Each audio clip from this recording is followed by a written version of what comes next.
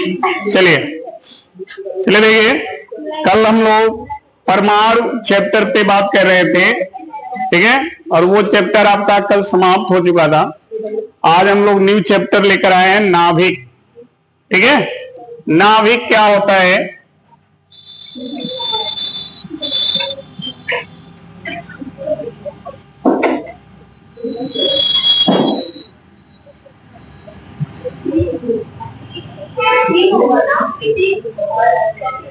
ठीक है, क्या क्या लिखे? अच्छा,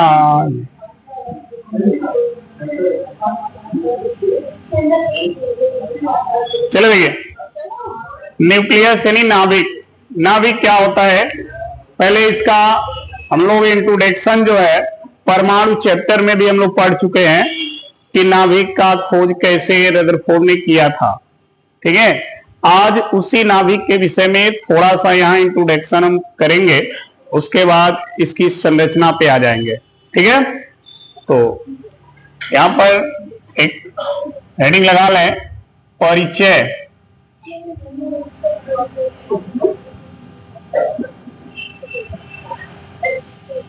ठीक है, ध्यान रखें, जितने भी परमाणु होंगे, ठीक है, सभी परमाणुओं का संपूर्ण धनावेश और संपूर्ण द्रव्यमान उस परमाणु के सेंटर पर एक छोटे से क्षेत्र में केंद्रित होता है, और उस छोटे से क्षेत्र का नाम है नाभिक।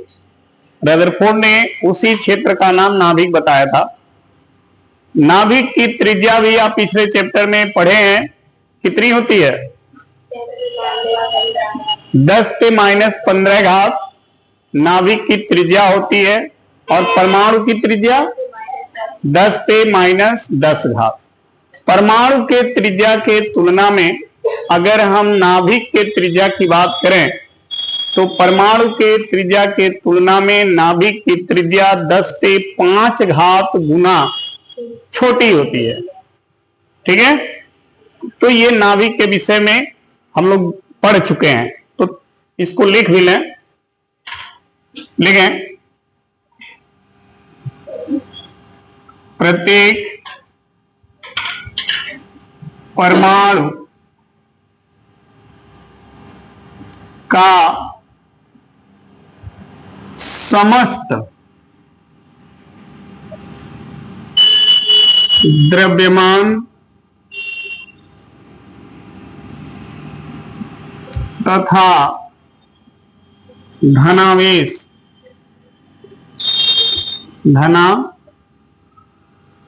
या धनावेश समस्त द्रव्यमान तथा धन आवेश परमाणु के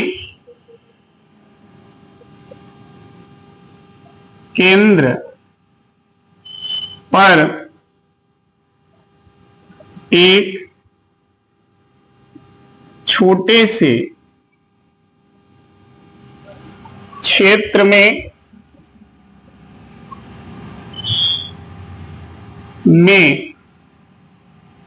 केंद्रित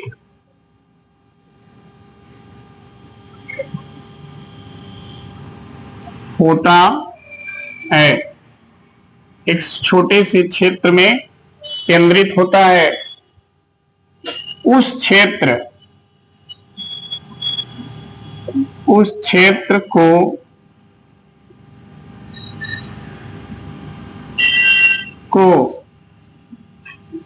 परमाणु का क्या कहते हैं? नाभिक कहते हैं। वो जो छोटा सा क्षेत्र है उसके केंद्र पर उस छोटे से क्षेत्र का नाम परमाणु का नाभिक है।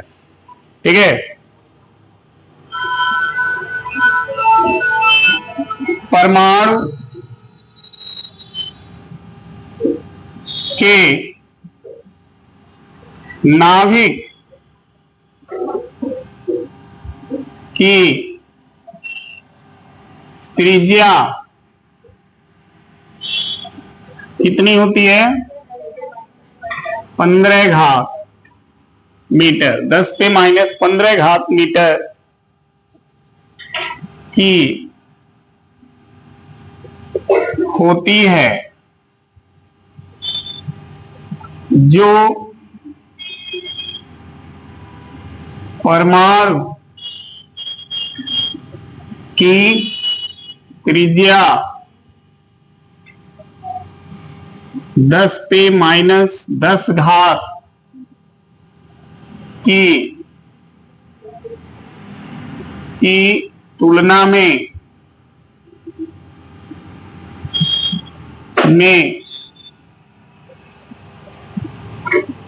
10 पे 5 घात गुना क्या होती है? छोटी होती है। ठीक है। अगर आपसे कोई प्रश्न करता है कि परमाणु के नाभिक की त्रिज्या परमाणु के त्रिज्या से कितना छोटी होती है, तो 10 पे 5 घात गुना, ठीक है, छोटी होती है। यानी अब सोचिए परमाणु इतना छोटा है जिसे हम नग्न आंखों से नहीं देख सकते, और उसकी नाभिक सोचिए कितना छोटा होगा। वो परमाणु को हम नहीं देख सकते और उसके नाभिक की हम बात कर रहे हैं, तो वो कितना छोटा होगा। ठीक है। तो वो परमाणु की त्रिज्या के तुलना में नाभिक की त्रिज्या कितनी छोटी होती है? 10 पे 5 घात गुना। ठीक। अब हम जो बात करने जा रहे हैं वो है नाभिक की संरचना। नाभिक की संरचना का मतलब नाभिक के अंदर क्या क्या पाया जाता है, ठीक है, उनको कहते क्या हैं, ठीक है, ये सारी चीजें हम अब नाभिक के विषय में पढ़ेंगे। तो हेडिंग लगा लें, नाभिक की संरचना।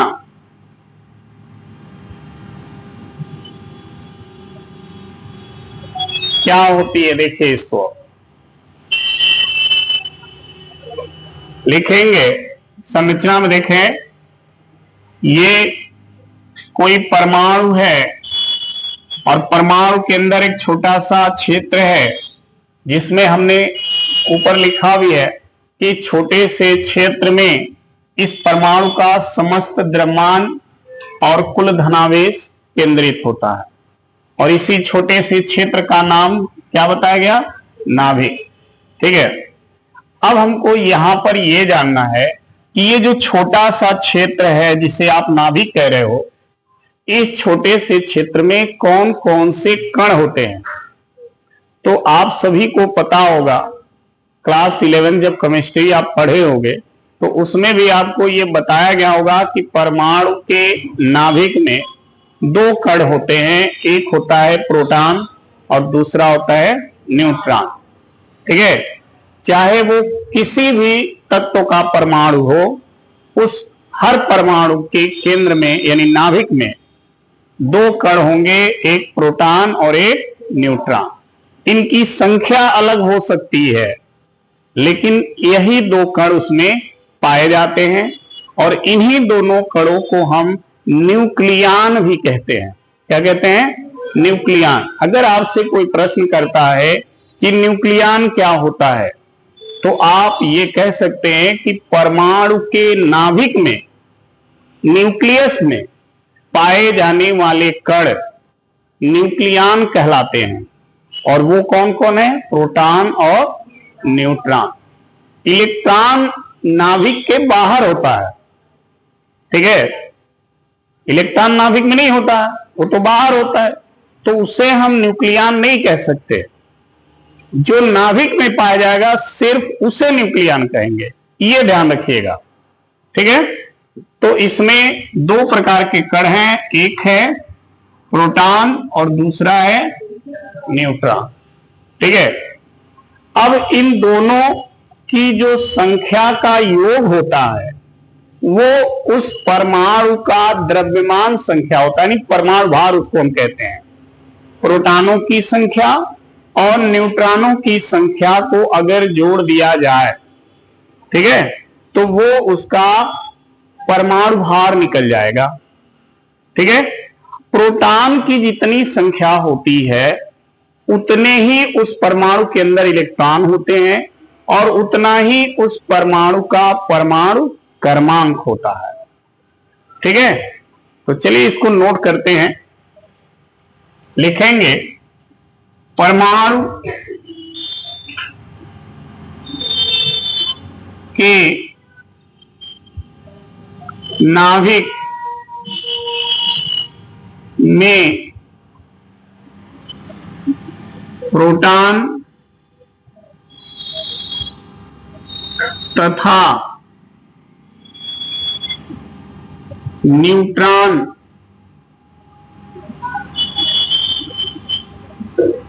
पाए जाते हैं।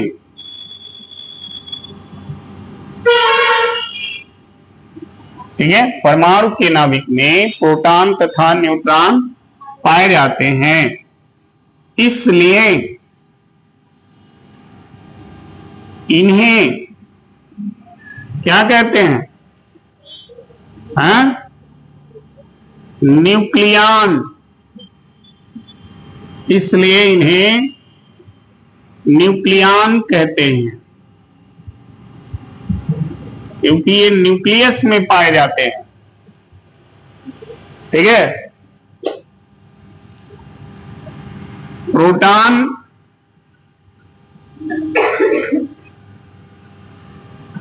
धना या धन आवेशित, प्रोटॉन धन आवेशित तथा न्यूट्रॉन अनावेशित। अनावेशित का मतलब बिना आवेश का। ठीक है, अनावेशित का मतलब होता है बिना आवेश का होता है। ठीक है जी, प्रोटॉन धनावेशित तथा न्यूट्रॉन अनावेशित यानी बिना आवेश का होता है। ठीक, प्रोटॉन धनावेशित होता है, इसी वजह से परमाणु का नाभिक कैसा होता है? धनावेशित हो जाता है। ठीक है, तो फिर लिखेंगे प्रोटॉन के आवेश के कारण नाभिक धन आवेशित रहता है।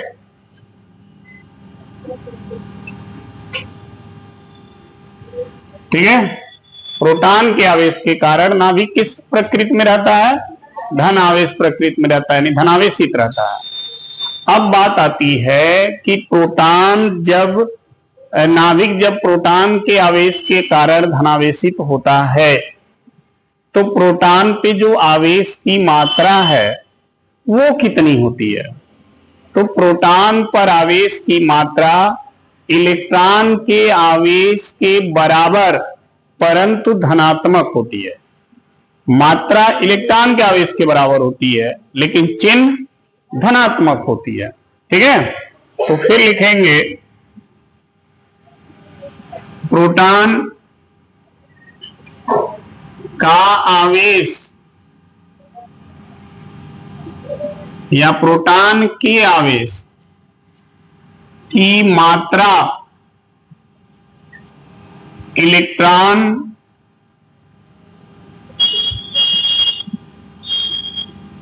के आवेश की मात्रा के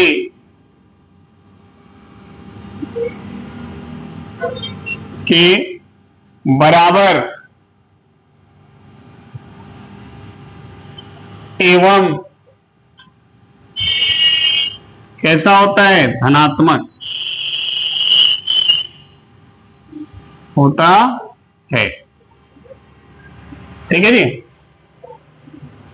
प्रोटॉन की जो आवेश होती है वो इलेक्ट्रॉन के आवेश की मात्रा के बराबर होती है, लेकिन धनात्मक रहती है। ठीक। प्रोटॉन की जो संख्या होती है और न्यूट्रॉन की जो संख्या होती है, इन दोनों का योग उस परमाणु का क्या कहलाता है, परमाणु भार। क्या कहलाता है, परमाणु भार कहलाता है। ठीक है। तो यहां पर लिखेंगे प्रोटॉनों, देखो इधर, प्रोटॉनों की संख्या, अब यहां सूत्र ध्यान रखना, प्रोटॉनों की जो संख्या होती है वह परमाणु क्रमांक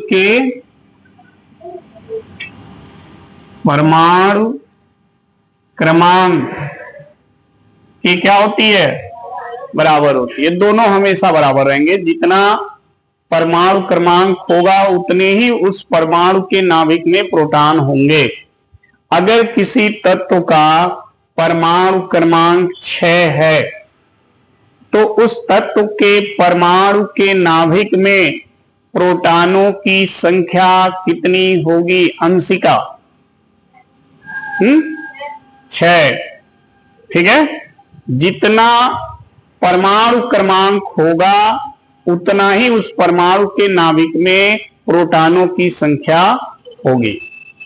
और फिर ध्यान रखिएगा, जितने प्रोटॉन होंगे उतने ही उस परमाणु के कक्षक में इलेक्ट्रॉनों की भी संख्या होगी। यानी प्रोटॉनों की संख्या बराबर होता है किसका,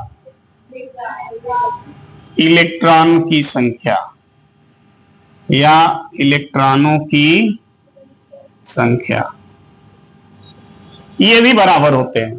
अब ध्यान से सुनना, अगर हमको कोई कहे कि ये फला परमाणु में 10 इलेक्ट्रॉन हैं, तो बताइए उस परमाणु का परमाणु क्रमांक कितना होगा, कितना हो सकता है। अगर किसी परमाणु के कक्षक में 10 इलेक्ट्रॉन हैं तो आप हमको बताएं कि उस परमाणु का परमाणु क्रमांक कितना होगा। स्नेहा गुप्ता, हाँ क्लियर बताओ कैसे, किसके किसके बराबर होगा। अरे भाई हमने तो कह दिया कि हमने कहा किसी परमाणु के कक्षक में 10 इलेक्ट्रॉन हैं तो उस परमाणु का परमाणु क्रमांक कितना होगा, परमाणु क्रमांक कितना होगा, बोलो आंचल बताओगी। कंफ्यूजन कहां से हो गया, अब लगी बोलने। हमने पूछा कैसे, बताओ कैसे, अभी बता दो कैसे। जब कह रहे हमने बोले तो हैं तो बताओ कैसे, कैसे 10 होगा, किसके कौन दोनों, परमाणु क्रमांक और इलेक्ट्रॉनों की संख्या बराबर होती है, ये हमने बताया। तो जब नहीं आता ध्यान से सुनो, ये ना कहो हम ही बताए हैं। अगर इनकेस तुम्हारा तुक्का सही लग गया तो इसका मतलब नहीं है कि वो तुम परफेक्ट हो। तुक्का अगर सही है तो उसके पीछे जो लॉजिक है वो भी बताओ। जब लॉजिक नहीं बता पाओ इसका मतलब तुम ऐसे गेस कर रही हो, लग गया तो ठीक है, नहीं तो कोई बात नहीं। और जो बच्चा परफेक्ट बोलेगा वो बताएगा क्यों, ये भी तो आंसर देगा। क्यों होगा जी? इसको बोलना है, निधि को बताओ। अगर किसी परमाणु का कक्षक में इलेक्ट्रॉनों की संख्या 10 है तो उस परमाणु का परमाणु क्रमांक कितना होगा? वो कहीं 10 होगा, 10 कि नहीं होगा? अगर होगा तो क्यों, कैसे बताओ? कौन कौन बराबर होता प्रोटॉनों की संख्या के बराबर? हम तुमको कौन सी संख्या दिए हैं? किसकी संख्या हमने आपको दिया है? इलेक्ट्रॉन का। पूछ क्या रहे हैं? परमाणु क्रमांक।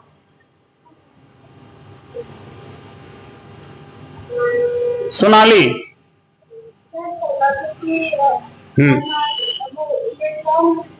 संख्या और प्रोटॉन की संख्या बराबर होती है, तो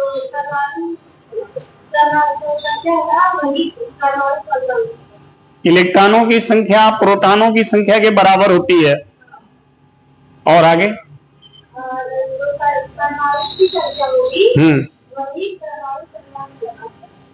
वो तो हम जानते हैं, जो परमाणु की संख्या होगी वो परमाणु क्रमांक। तो परमाणु की संख्या कहां से पा जाओगी? तो वो तो इलेक्ट्रॉन की संख्या है। कौन? तुम तो कह रहे इलेक्ट्रॉन प्रोटॉन के बराबर है, तो फिर कैसे परमाणु संख्या बराबर हो गया? गलत। देखो समझो, इधर इधर देखो, सब लिखा हुआ बोर्ड पे देखो।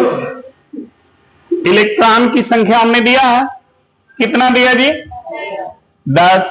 तो जब इलेक्ट्रॉन 10 हैं और ये किसके बराबर है जी? तो प्रोटॉन भी कितने हुए? यानी ये हो गए। तो जब ये 10 तो ये भी प्रोटॉन की संख्या, ये भी कितना होगा जी? तो जब ये 10 तो ये किसके बराबर? परमाणु क्रमांक कितना निकला? तो बोर्ड पे तो लिखा है, ध्यान से सुना करो, पूरा सुनते ही नहीं हो। हमने कहा प्रोटॉनों की संख्या जो होती है वो किसके बराबर होती है? यानी परमाणु क्रमांक दिया जाए तो प्रोटॉन आपको पता चल जाएगा। क्लियर है? प्रोटॉन पता चल जाएगा तो प्रोटॉन किसके बराबर होता है? तो इलेक्ट्रॉन पता चल जाएगा। और यदि इलेक्ट्रॉन दिया है तो प्रोटॉन पता चल जाएगा, और प्रोटॉन पता चल जाएगा तो परमाणु। समझे कुछ? मतलब ये चारों बराबर होते हैं। देख लो, चारों दूसरे के क्या हैं? 10 इसको लिया, 10 ये हो गया, 10 ये हो गया, ये भी 10 हो गया।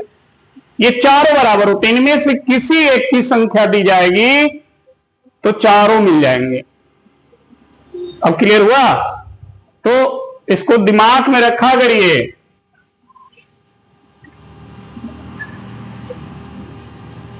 अब देखिए, अब जो बात आ रही है वो न्यूट्रॉन की संख्या ज्ञात करने की आती है। न्यूट्रॉन की संख्या कैसे निकालेंगे? तो ध्यान रखना, प्रोटॉन की संख्या प्लस किसकी संख्या? न्यूट्रॉन की संख्या बराबर होती है परमाणु भार। इसके भार के? परमाणु भार के। इसके बराबर होती है जी। अगर हमको न्यूट्रॉन की संख्या निकालनी है तो प्रोटॉन की संख्या उधर भेजनी पड़ेगी। समझे? इनमें दोनों में से कोई एक निकालना है, तो जिसको निकालना उसको इधर रहने दो, दूसरे को उधर भेज दो। और किसमें से घटाओगे? परमाणु भार की संख्या में से घटाओगे। अगर हम ये कहें कि किसी परमाणु के नाभिक में 11 प्रोटॉन और 12 न्यूट्रॉन उपस्थित हैं, तो बताइए उस परमाणु का परमाणु भार कितना होगा? 11 प्रोटॉन 12 न्यूट्रॉन, तो उस परमाणु का परमाणु भार 23। क्योंकि 11 प्रोटॉन और 12 न्यूट्रॉन दोनों को जोड़ दोगे तो परमाणु भार निकल जाएगा। समझे? लेकिन अब हम प्रश्न करें कि किसी परमाणु का परमाणु भार 23 है, प्रोटॉनों की संख्या 11 है, तो न्यूट्रॉनों की संख्या बता दो। हो जाएगा ना? क्लियर है? अब हम आपसे ये कहें किसी परमाणु का परमाणु भार 23 है, ठीक, और उसके कक्षक में इलेक्ट्रॉनों की संख्या 12 है, तो न्यूट्रॉनों की संख्या, कक्षक में इलेक्ट्रॉनों की संख्या कितनी है जी? 12। परमाणु भार कितना है? 23। पूछ क्या रहे हैं? न्यूट्रॉन की। समझ में आई बात? तो परमाणु भार फिक्स है, इलेक्ट्रॉन की संख्या दी गई है, इलेक्ट्रॉन की संख्या बराबर होती है, तो यानी आपको मिल जाएगा प्रोटॉनों की संख्या कितनी? 12। तो प्रोटॉन की संख्या घटा दो परमाणु भार में से, न्यूट्रॉनों की संख्या निकल जाएगी। समझ में आ गया? तो इस तरह ये सब अपने दिमाग में रखा करो। अब बात आती है अगर किसी परमाणु को दर्शाया जाए तो कैसे दर्शाया जाता है? तो देखिए,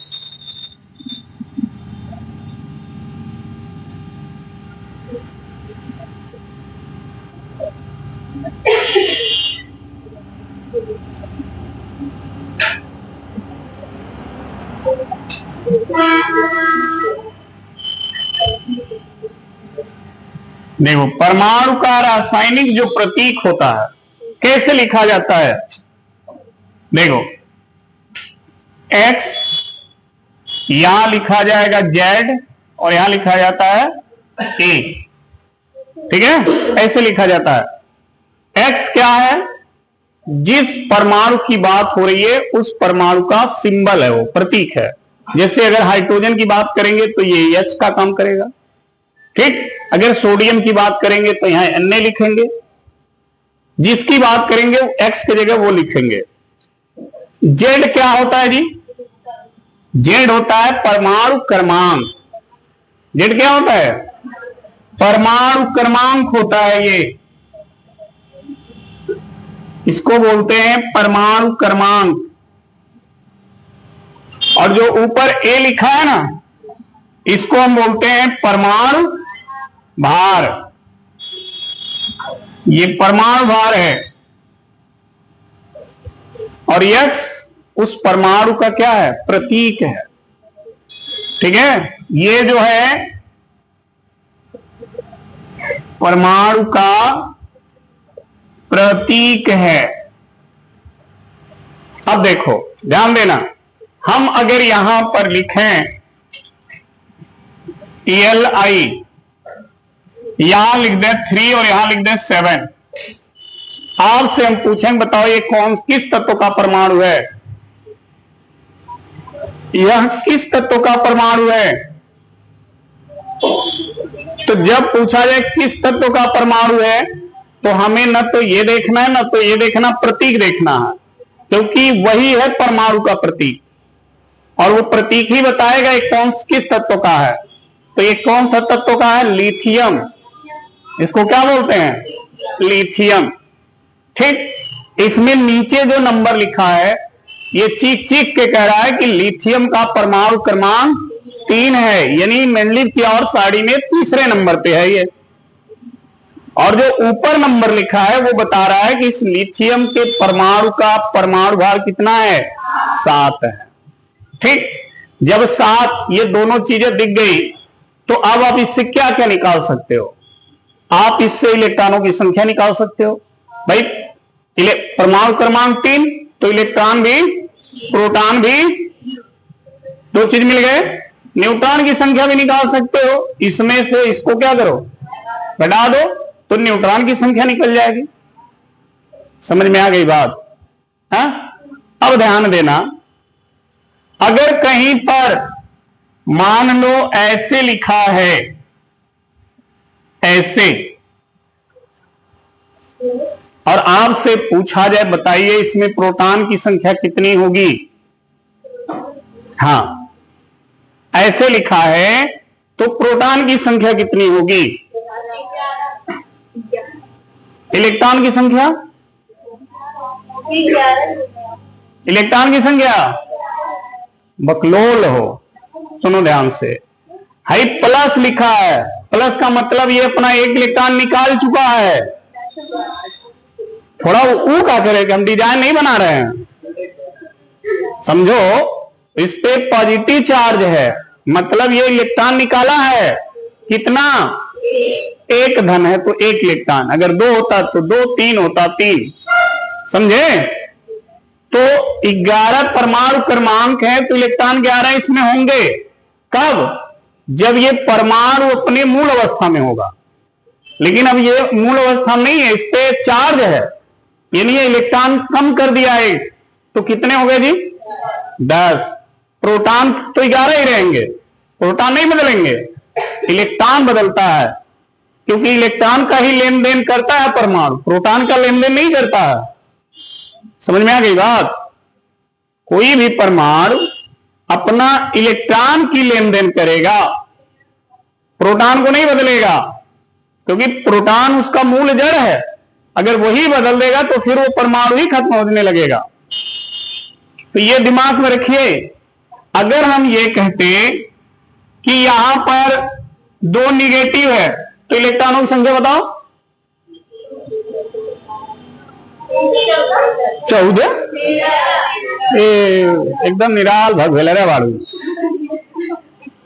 भाई। 2 को निगेटिव है ना, तो इसका मतलब 2 इलेक्ट्रॉन लिया है और 11 पहले थे, तो कितने हुए? 14। 11 2 14 ऐसा पड़ा। समझ में आ गई बात? क्लियर हो गया ना अब आप सभी को? अब हम यहां पर देखो, अगर हम लिखते हैं यहां पर ये एल्युमिनियम 13, ठीक है जी, और यहां पर हम लिख दें 27, तो आप बताओ न्यूट्रॉन की संख्या कितनी होगी? सोनाली, न्यूट्रॉन की संख्या बताओ। अच्छा बताओ 27 है क्या? इतना बता दो। परमाणु भार और 13 क्या है? तो न्यूट्रॉन की संख्या कैसे निकालती हो? सब जानती हो। 27 में से 13 घटाओ तो कितना आएगा?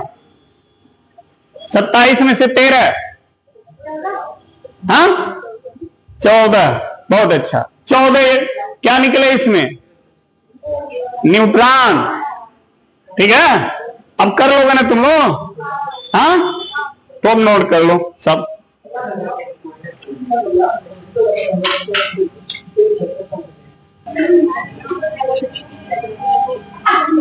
चलिए शांत रहे। ओह, बहुत इंजॉय आ रहा है।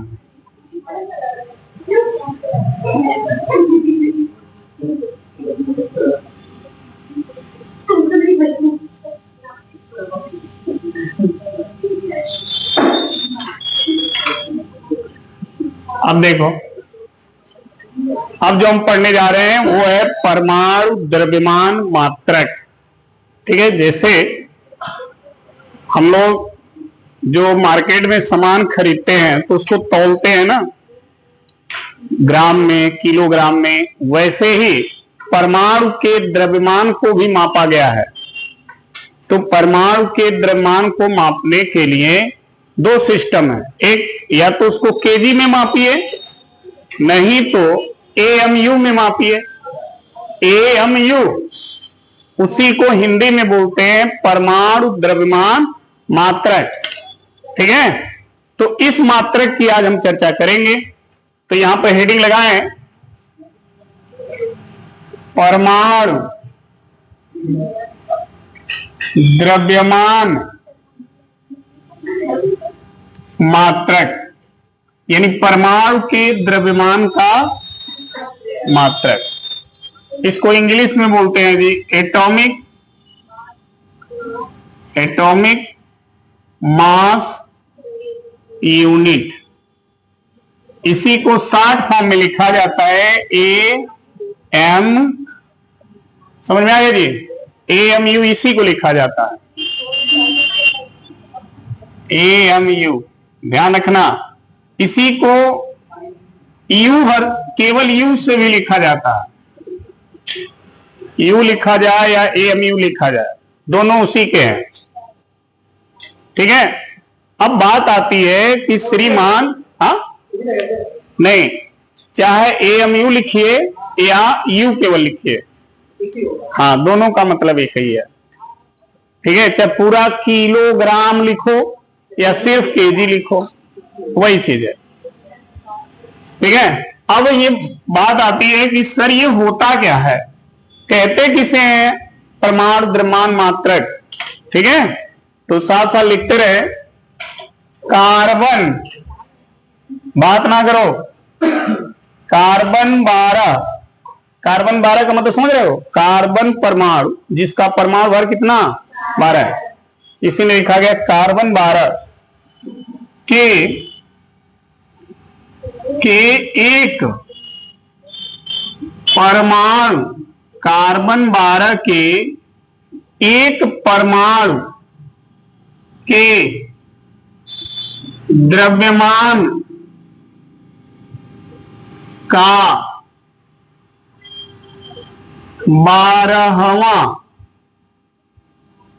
12वां का मतलब होता है 1/12 भाग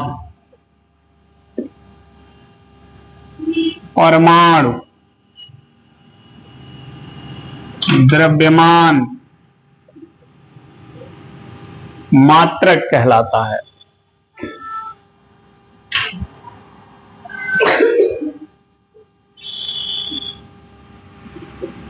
कहलाता है, ठीक है। इसे AMU या U से व्यक्त किया जाता है।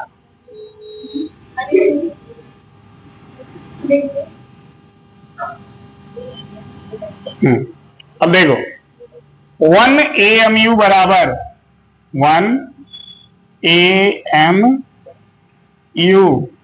बराबर 1/12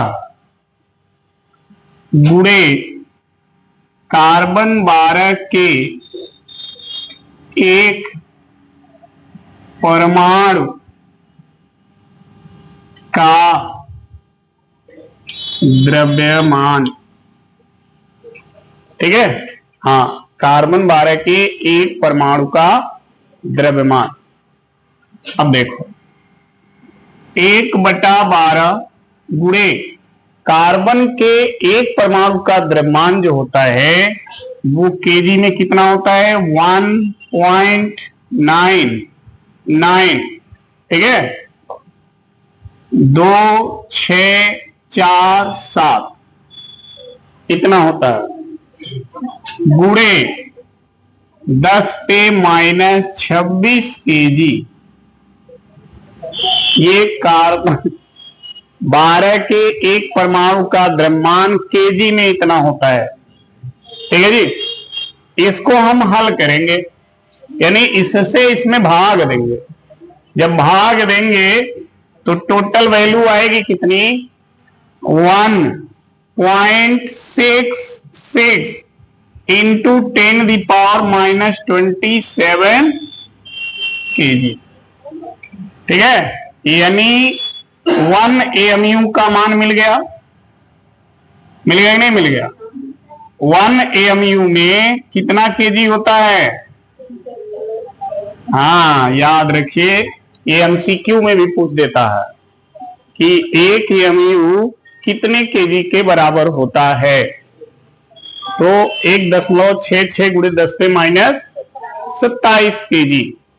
अब देखिए इसी फॉर्मूले से हम चाहें तो प्रोटॉन का जो द्रव्यमान केजी में है उसको भी AMU में लिख सकते हैं, इलेक्ट्रॉन का भी द्रव्यमान केजी में है उसको भी AMU में लिख सकते हैं, न्यूट्रॉन के भी द्रव्यमान केजी में है उसको भी AMU में लिख सकते हैं। लेकिन कैसे, तो एक हम करके दिखा रहे हैं, बाकी आप घर पे करिएगा।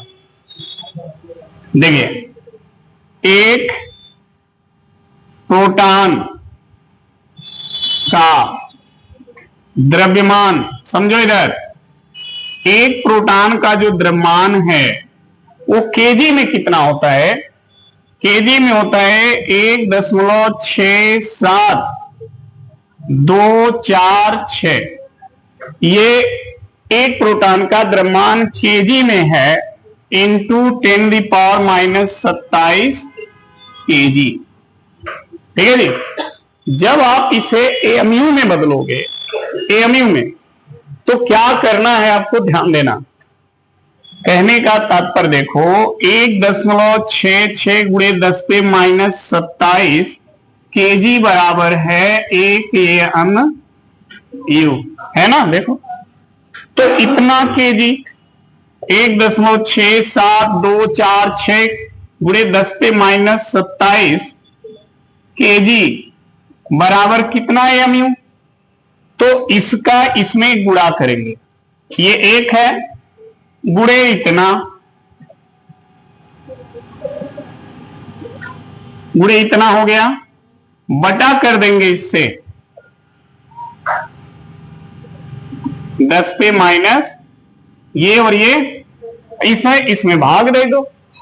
ठीक है जी। भाग दे दोगे तो ये प्रोटॉन का द्रव्यमान जो केजी में है वो किस में आ जाएगा, एएमयू में आ जाएगा। समझ में आ गई बात। तो आप भाग देकर देखो 1.66 से इस वाले में भाग दो, बताओ कितना आ रहा है। भाग दो जल्दी, ऊपर वाले में नीचे वाले भाग देना है। ऊपर वाला नंबर लिखो 1.67246 1.67246 भाग दो 1.66 तो 1 कुछ करके आएगा, 0 करके 75। ठीक है जी। तो देखो एक प्रोटॉन का द्रव्यमान केजी में इतना है, तो एएमयू में कितना हुआ 1.0075 एएम। ठीक है, क्लियर हो गया ना। अब देखना ध्यान से, अगर किसी परमाणु या प्रोटॉन, इलेक्ट्रॉन, न्यूट्रॉन का द्रव्यमान केजी में दिया है और उसे एएमयू में निकालना है, तो इसी से क्या करना है, भाग दे देना। इसी से भाग दे देना है आपको, वो सब किस में बदल जाएगा, एएमयू में। क्लियर हो गया। भाग दे के एएमयू में बदल लो, और यदि एएमयू में दिया है केजी में बदलना है तो इसी से गुणा कर देना, तो केजी में चला जाएगा। तो प्रोटॉन का द्रव्यमान केजी में इतना, एएमयू में इतना। इसी तरह से न्यूट्रॉन का, इलेक्ट्रॉन का आप सब निकाल लीजिएगा। ठीक है, एएमयू में नोट कर लीजिए, निकालने का तरीका आपको बता दिए हैं।